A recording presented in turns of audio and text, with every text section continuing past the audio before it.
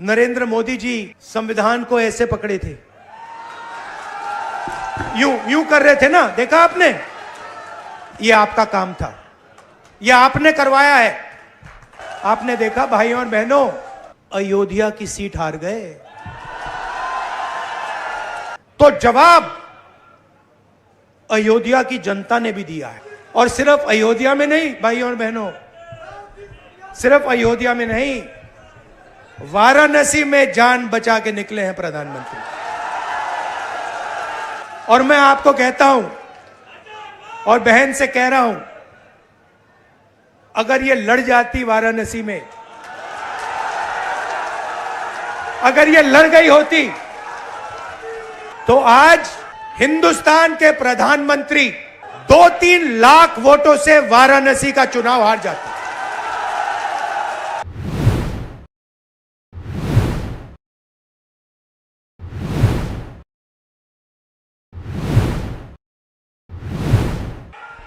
राहुल गांधी, राहुल गांधी जिंदाबाद, राहुल गांधी जिंदाबाद। रायबरेली के मेरे प्यारे कार्यकर्ता बहनों और भाइयों, मंच पर विराजमान सभी नेतागण, मेरे बड़े भाई राहुल गांधी जी जो आपके नए सांसद हैं, और किशोरीलाल शर्मा जी जो अमेठी के नए सांसद हैं, सबसे पहले तो आप सबको बहुत बहुत दिल से बधाई। ये हुई ना बात, आपने कठिन से कठिन परिस्थितियों में लड़ाई लड़ी। पहली बार चुनाव संचालन में किशोरीलाल शर्मा जी नहीं थे, अपना चुनाव लड़ रहे थे अमेठी में, लेकिन इनका कमान निर्मल शुक्ला जी ने, विजय शंकर अग्निहोत्री जी ने, पंकज जी ने संभाला, और हमें उनकी कमी महसूस नहीं की पड़ी, क्योंकि आप सब ने पूरी मेहनत से दिन रात काम किया। आप सबको बहुत बहुत धन्यवाद। दोनों जिला के अध्यक्ष, अमेठी के जिला अध्यक्ष, रायबरेली के जिला अध्यक्ष पंकज जी, प्रदीप जी को बहुत बहुत धन्यवाद कि आपने भी पूरी जी जान लगाकर आपने काम किया। मंच पर विराजमान मैं बहुत पूर्व विधायकों को देख रही हूँ, अशोक सिंह जी हैं, पंजाबी सिंह जी हैं, आप सब यहाँ पे बैठे हुए हैं। सबका नाम नहीं ले रही हूँ, लेकिन सबके लिए मैं बहुत बहुत शुक्रिया अदा करती हूँ। आप सबकी तरफ से, मेरी तरफ से इस चुनाव में सबने पूरी भागीदारी दिखाई और सब दौड़े, सबने काम किया। यूपीसीसी से हमारे साथी यहाँ आए, अजय राय जी, अविनाश पांडे जी मंच पे बैठे हैं, मोना जी बैठी हैं, लेकिन 70, 80 या शायद 100 ऐसे हमारे साथी जिन्होंने हमारे साथ 2022 में बहुत काम किया, वो भी यहाँ आए, आपके साथ न्याय पंचायतों में रहे, उन्होंने काम किया, उनको भी बहुत बहुत धन्यवाद। आखिर में, लेकिन कम नहीं, मेरे समाजवादी पार्टी के सभी साथी जो मंच पर विराजमान हैं, और सभी कार्यकर्तागण जिन्होंने एकजुटता दिखाकर आपके साथ कंधे से कंधा मिलाकर ये चुनाव लड़ा। तो हमने यहाँ एक सेना बनाई, और इस सेना के तहत आपकी मजबूती से दोनों रायबरेली और अमेठी हम जीते। ये एक ऐतिहासिक जीत रही। यहाँ से मुझे गर्व होता है इस बात को कहने में कि यहाँ से, अवध से, पूरी यूपी में और पूरे देश भर में ये संदेश आप लोगों ने भेजा कि हमें एक समर्पित, एक सच्ची, एक साफ राजनीति चाहिए अपने देश में। पूरा देश आपकी तरफ देख रहा है। मैं अपने एआईसीसी के सचिवों को भूल गई, सबसे ज्यादा काम मैं इन्हीं से कराती हूँ। एआईसीसी के सचिवों को और संदीप को भी धन्यवाद, क्योंकि आप सब ने भी दिन रात मेहनत की। देखिए, मैं ज्यादा समय नहीं लेना चाहती, सिर्फ आपको एक बहुत बड़ा धन्यवाद देना चाहती हूं, क्योंकि जब मैं यहां आई थी इस बार चुनाव लड़ने के लिए, मैंने कहा था कि लगभग 300 घंटे हैं, 2-2, 3-3 घंटे निकाल लीजिए सोने के लिए, बाकी सब काम करेंगे। और आपने ये करके दिखाया है। दिन रात हमने काम किया इस नतीजे के लिए। सबसे बड़ा धन्यवाद रायबरेली की जनता को, मेरे परिवार के सदस्यों को, जिन्होंने मेरे बड़े भाई को वोट देकर इतनी भारी बहुमत से जिताया। हम सब आपके आभारी हैं। और जितनी श्रद्धा, जितनी निष्ठा आपने हमें दिखाई है, उससे दुगनी श्रद्धा, उससे दुगनी निष्ठा के साथ हम सब आपके लिए काम करेंगे अगले 5 सालों के लिए और हमेशा के लिए। आप सबको बहुत बहुत धन्यवाद। जय हिंद।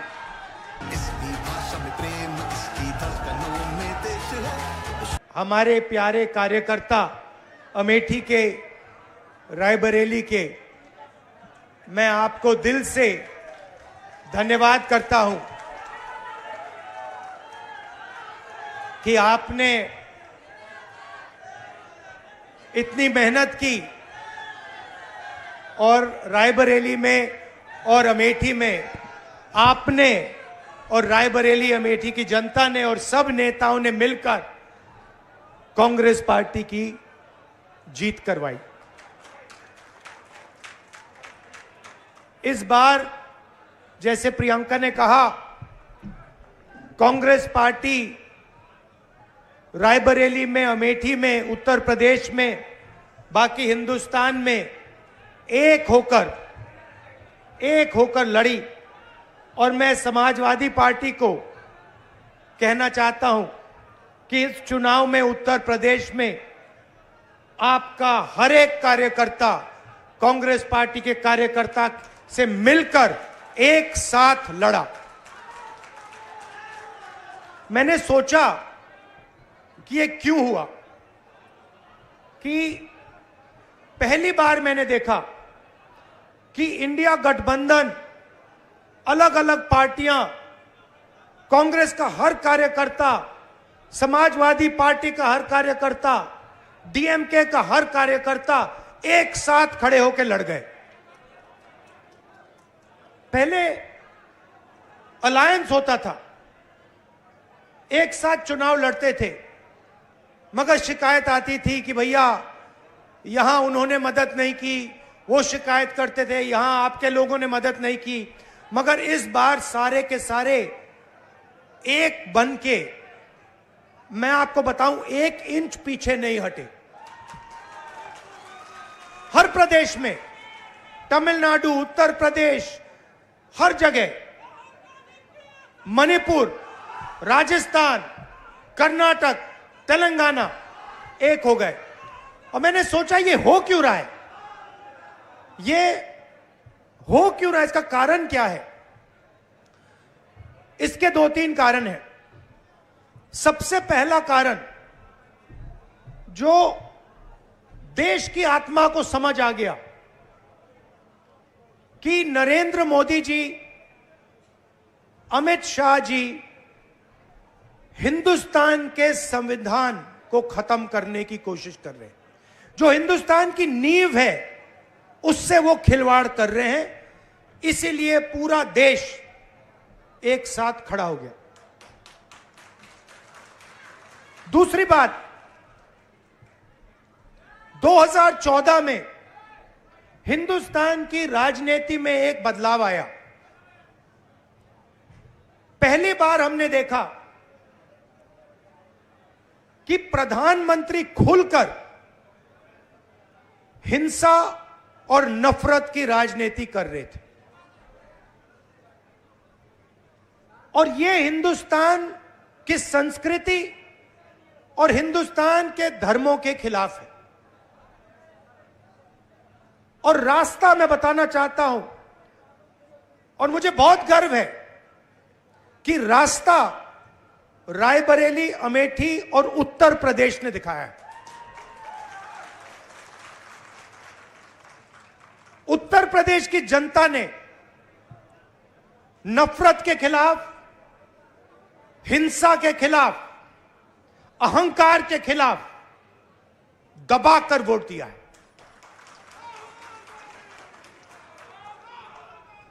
दो 2014 में राजनीति एक और तरह बदली। पहली बार हमने देखा कि राजनीति 20-25 लोगों के लिए की जा रही है। जनता के बीच में नफरत फैलाते हैं और फिर पूरा का पूरा फायदा 2-3 अरबपतियों को पकड़ा देते हैं।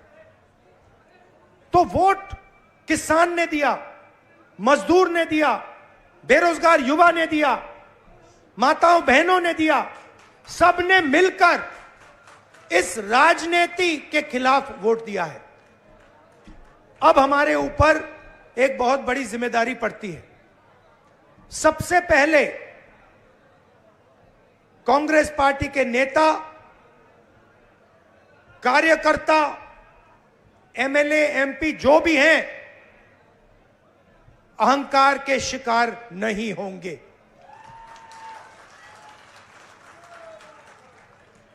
दूसरी बात, आप सोचिए, हमारा पारिवारिक रिश्ता है। राजनीति में सबसे पुराना रिश्ता आपके और हमारे बीच में है। यह रिश्ता 100 साल पहले रायबरेली और अमेठी के खेतों में शुरू हुआ था। जब अंग्रेजों के खिलाफ यहां किसान आंदोलन हुआ, जवाहरलाल नेहरू जी आए, रायबरेली, अमेठी, उत्तर प्रदेश के किसान लड़े थे।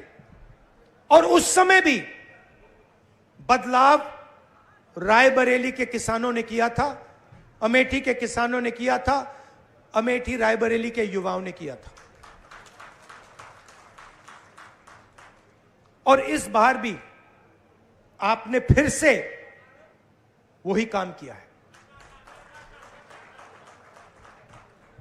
किशोरी शर्मा जी को अमेठी में, मुझे यहां रायबरेली में, उत्तर प्रदेश में इंडिया गठबंधन और कांग्रेस पार्टी के सांसदों को आप लोगों ने जिताया है।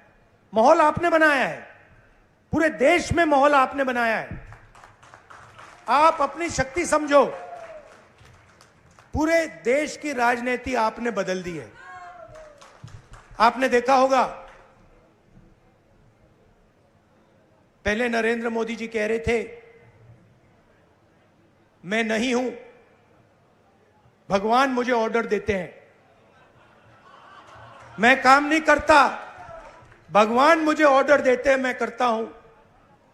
पता नहीं कैसे भगवान है उनके, 24 घंटा अदानी जी और अंबानी जी की मदद करवाते हैं। मगर आपने फोटो देखी होगी कि नरेंद्र मोदी जी संविधान को ऐसे पकड़े थे, यूं कर रहे थे ना, देखा आपने? यह आपका काम था, यह आपने करवाया है। देश के प्रधानमंत्री को आपने मैसेज भेजा है कि संविधान को आपने छुआ तो देखो हम आपके साथ क्या करते हैं।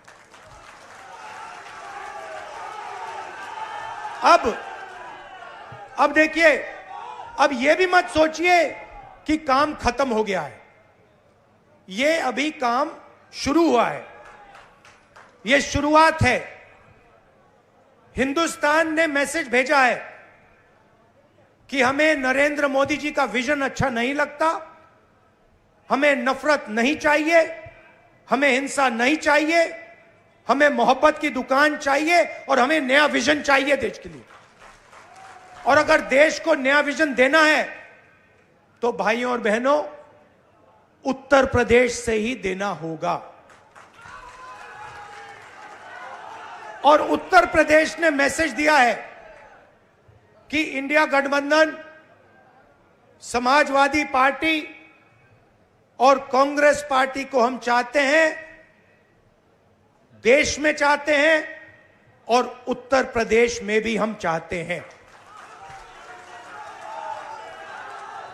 तो काम क्या है मैं आपको बताता हूं। सबसे पहला काम, जहां भी ये नफरत फैलाते हैं, नफरत के बाजार में हमें मोहब्बत की दुकान खोलनी है। आपने देखा भाइयों और बहनों, अयोध्या की सीट हार गए, राम मंदिर बनाया, उसमें इनॉग्रेशन में एक गरीब व्यक्ति आपने नहीं देखा होगा, एक किसान नहीं था, एक मजदूर नहीं था, एक पिछड़ा नहीं था, एक दलित नहीं, आदिवासी राष्ट्रपति से कहते हैं तुम यहां नहीं आ सकती। और आपने वहां पे देखा अदानी जी खड़े थे, अंबानी जी खड़े थे, देश के अरबपति खड़े थे, पूरा बॉलीवुड खड़ा था, क्रिकेट की टीमें खड़ी थी, मगर एक गरीब व्यक्ति नहीं खड़ा। तो जवाब अयोध्या की जनता ने भी दिया है। और सिर्फ अयोध्या में नहीं भाइयों और बहनों, सिर्फ अयोध्या में नहीं, वाराणसी में जान बचा के निकले हैं प्रधानमंत्री। और मैं आपको कहता हूं और बहन से कह रहा हूं, अगर ये लड़ जाती वाराणसी में, अगर ये लड़ गई होती, तो आज हिंदुस्तान के प्रधानमंत्री 2-3 लाख वोटों से वाराणसी का चुनाव हार जाते। मैं ये बात अहंकार से नहीं कह रहा हूं, मैं ये इसलिए कह रहा हूं क्योंकि हिंदुस्तान के प्रधानमंत्री को हिंदुस्तान की जनता ने मैसेज दिया है, ये आपकी जो राजनीति है हमें अच्छी नहीं लगी, हम इसके खिलाफ हैं, हम नफरत के खिलाफ हैं, हम हिंसा के खिलाफ हैं, हम मोहब्बत का देश चाहते हैं, हम प्रगति चाहते हैं, हम बेरोजगारी के खिलाफ हैं। आपने 10 साल इस देश में बेरोजगारी फैलाई, नफरत फैलाई, हिंसा फैलाई, और हिंदुस्तान की जनता ने हिंदुस्तान के प्रधानमंत्री को जवाब दिया है।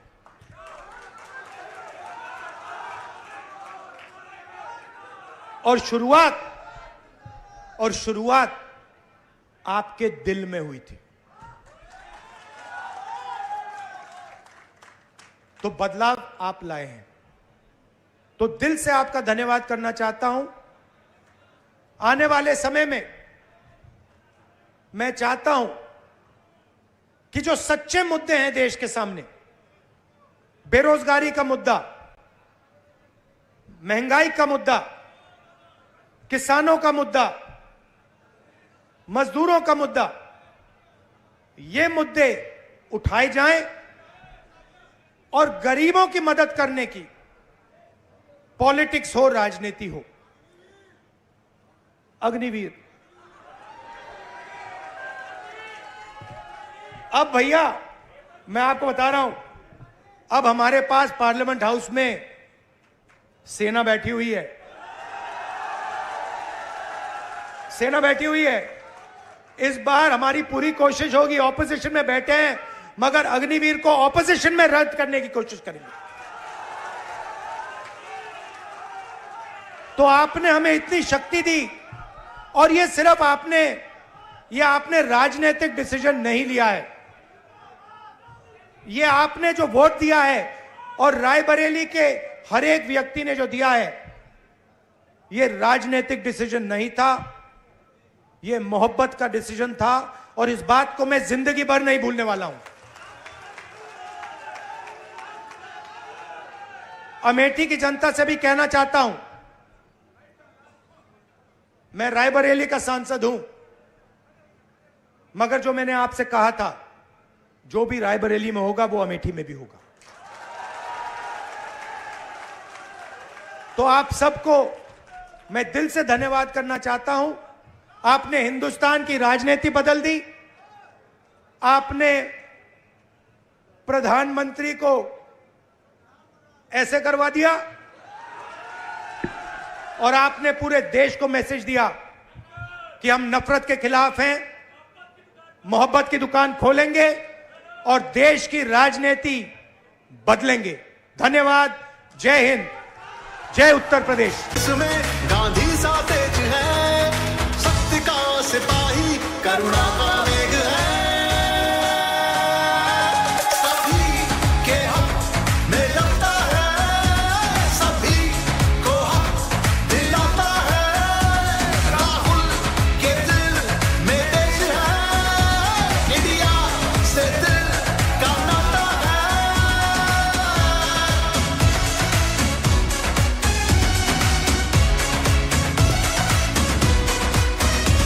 निडर है, शूरवीर है, साहसी है, धीर है, न्याय लक्ष्य इसका है, जिंदा ज़मीर है।